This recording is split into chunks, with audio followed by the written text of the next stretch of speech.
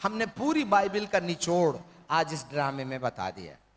ये ड्रामा पूरी बाइबल की निचोड़ है, उत्पत्ति से लेकर के प्रकाशित वाक्य तक। क्या नाम है तुम्हारा? अन्नू। अनुज? अनुज? अन्नू। अन्नू। अन्नू। अन्नू को पता चल गया, मेरे को जबरदस्ती गुस्सा आता है। अन्नू को पता चल गया कि मैं बीड़ी पीता हूं। अन्नू को पता चल गया कि मैं गर्लफ्रेंड बना के लव यू करता हूं। तो इसको लगा ऐसे में तो मैं मर के नरक जाऊंगा। तो अन्नू क्या बोला, मुझको ये गलती से आजादी चाहिए, मैं ये गलत काम नहीं करना चाहता हूं। सबसे पहले तो उसको गलती क्या है ये जानकारी मिलनी चाहिए। जब गलती मालूम हो गई तो वो उसके मन में मन बनाए, मैं ये पाप नहीं करूंगा, आज के बाद में मैं खैनी नहीं खाऊंगा, आज के बाद में चोरी नहीं करूंगा, आज के बाद में मामा पापा को गाली गलौच नहीं करूंगा। ये बात मालूम होने के बाद इसको इसमें से छुटकारा प्राप्त करने का मन होना चाहिए। यदि इसको छुटकारा प्राप्त करने की इच्छा नहीं है ना, तो खेल नहीं बनेगा। तुम जितना बपतिस्मा ले लो और उसके बाद भी बीड़ी धोंकते रहना, इससे कोई फायदा नहीं होगा। ये वाले चर्च में जाओ, वो वाले चर्च में जाओ, ये संस्था में जाओ, वो संस्था में जाओ, ये धर्म को मानो, वो धर्म को मानो, इससे कोई फायदा नहीं है। जब तक एक व्यक्ति के मन के अंदर में अपने पाप के प्रति नफरत पैदा नहीं होगी, उसके प्रति आपको नहीं करने का मन जब तक नहीं होगा, तब तक कारोबार नहीं बनेगा। कान खोल के सुन लीजिएगा। इसलिए आपको अपनी सोए मन को जगाना पड़ेगा कि मैं आज के बाद अपराध नहीं करूंगा। जब तक आपका मन नहीं जागेगा, उद्धार आपके दरवाजे में घंटी नहीं बजाएगा।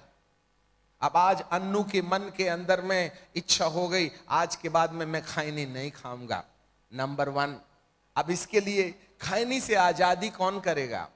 तब ये यीशु मसीह को देखता है, हे प्रभु, तेरे हाथ में जो खीला लगा था ना, वो मेरी खैनी की कीमत है। ऐसा कर, ये चूना और तमाकू वाली खैनी का सजा जब तेरे हाथ में है, हे प्रभु मुझको क्षमा कर दे। ठीक है? एक लड़का और आ जाए, सफेद शर्ट वाला, नहीं सफेद कमीज वाला। जा बेटा, ये दूसरा जल्दी दौड़ के आओ, कोई भी जने सफेद, तेरा जल्दी दौड़ के आई ना। अब ये कह रहा है अन्नू, सफेद कमीज वाला कौन है मालूम? ये है यीशु मसीह। सफेद कमीज वाला है यीशु मसीह। ऐसे हाथ कर लो। अन्नू, यीशु, मैं खूब खैनी खाता हूँ, मैं खूब खैनी खाता हूँ। तेरे हाथ में जो खीले ठुके हैं, मेरे खैनी की सजा है, मेरी खैनी की सजा है। इसलिए आज मेरे खैनी के पाप को क्षमा कर दे, मेरे दिल में आ जा। अब इसने विश्वास कर लिया। तो ये यीशु कहते हैं, हाँ मैंने सजा तो पाया हूं, तू छोड़ेगा खैनी? हाँ छोड़ दूंगा। तो चल मैं तेरे दिल में आता हूं। अब यीशु मसीह आइएगा। हाँ, अब जरा देखिएगा, ये यीशु मसीह आएगा तो करेगा क्या मालूम है? अब मैं यीशु मसीह का रोल अदा करता हूं। सबसे पहले यीशु मसीह इसके दिल में आएगा तो ये शैतान को बोलेगा, ए चल हट, चल हट, चल निकल, चल निकल, चल भाग, चल भाग, ऐसे करके भगा देगा।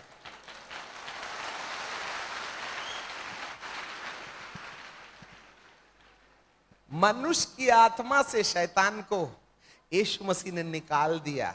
परंतु एक और चीज देखना भैया, जरा ध्यान से सुनो। ये गया तो गया, परंतु ये काला कपड़ा छोड़ के गया।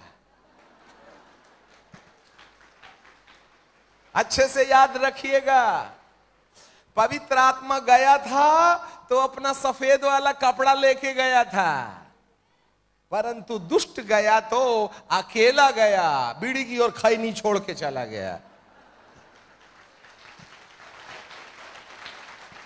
आपको मालूम होवे, यीशु मसीह मनुष्य की आत्मा में आने के बाद उसकी आत्मा में निवास करने वाले दुष्ट को बाहर निकाल देते हैं। ये पहला भवन है, ये आत्मिक पहला भवन है। जब मनुष्य की आत्मा के अंदर प्रभु यीशु मसीह की आत्मा आ जाती है और मसीह यीशु की आत्मा के आने के कारण जो गलातियों 4:6 में लिखा है, पुत्र की आत्मा जो है अब्बा हे पिता कह के पुकारती है, हमारे दिल में, हार्ट में, स्पिरिट में, आत्मा में भेज दिया है। ऐसा करके पुत्र की आत्मा यीशु मनुष्य की आत्मा के अंदर आ गई, जिससे मनुष्य की आत्मा के ऊपर जो दुष्ट का प्रभाव था, उस दुष्ट का प्रभाव समाप्त हो गया। आत्मा तो हो गई आजाद, परंतु उसके मन के अंदर में यह काला कपड़ा भी है। यीशु को ग्रहण करने के बाद भी गुस्सा आता है, यीशु को ग्रहण करने के बाद भी गाली गलौज करते हैं, यीशु में ग्रहण करने के बाद भी दारू खैनी खा पी लेते हैं।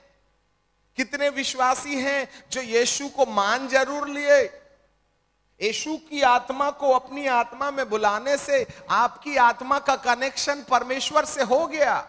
The right relationship between the human being and the gods spirit, मनुष्य और परमेश्वर के बीच में आत्मा के साथ, पुत्र के रास्ते परमेश्वर के साथ हमारा संबंध हो गया। हमारी आत्मा परमेश्वर का भवन बन गई। परंतु अभी भी जो दिमाग है ना, इस दिमाग के अंदर में काला पहरा है। आज भी इसके माथे पर क्रोध है, आज भी ये खैनी खाता है, आज भी इसको गुस्सा आता है। तो फायदा क्या? अभी तो एक ही भवन है, दूसरा तो शैतान नहीं है तो क्या हो गया? परंतु शैतान का अधिकार तो आपके सिर के ऊपर है। अब हमको दूसरा आत्मिक घर बनाना है। दूसरे आत्मिक घर को बनाने के लिए ये काला वाला कपड़ा निकालना पड़ेगा, ये खैनी की आदत छोड़ना पड़ेगा, ये तमाम प्रकार के अगड़े झगड़े, उराई बुराई, उसको अपने माथे से निकालना होगा। अब हमारे सामने एक दूसरा प्रश्न है कि हम इस काले कपड़े से कैसा आजाद करें। अब जरा देखिएगा, ये दूसरी लड़ाई है। अन्नू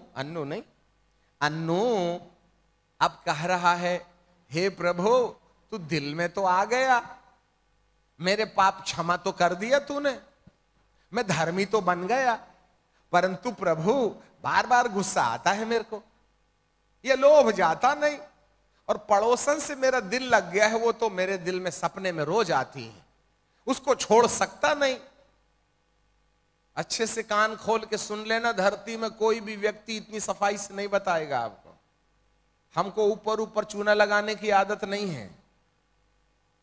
आज कितने पुरुष लोग हैं जो अपनी पत्नी को छोड़कर गैर स्त्री के साथ में संबंध बना के रखें और बपतिस्मा भी ले लिए और चर्च में भी आते जाते हैं। आज कितने जवान लड़के लड़कियां हैं जो शादी के पहले वो कर ले रहे हैं जो बाद में होना चाहिए। वे विश्वासी हैं, वे गले में क्रूस लटकाए हैं, वे बपतिस्मा ले लिए, वे कलीसिया के सदस्य बन गए, परंतु काला वाला कपड़ा उनके माथे पर है। अब अन्नू के दिमाग में एक बात आ रही है, हे प्रभु मैं आत्मा में तो तेरा आत्मिक भवन बन गया, परंतु माथे में तो आज भी शैतान का राज्य है। एक काम करो, आप मेरी मदद करो कि मेरे दिमाग से, मेरे माथे से शैतान का राज्य खत्म हो जाए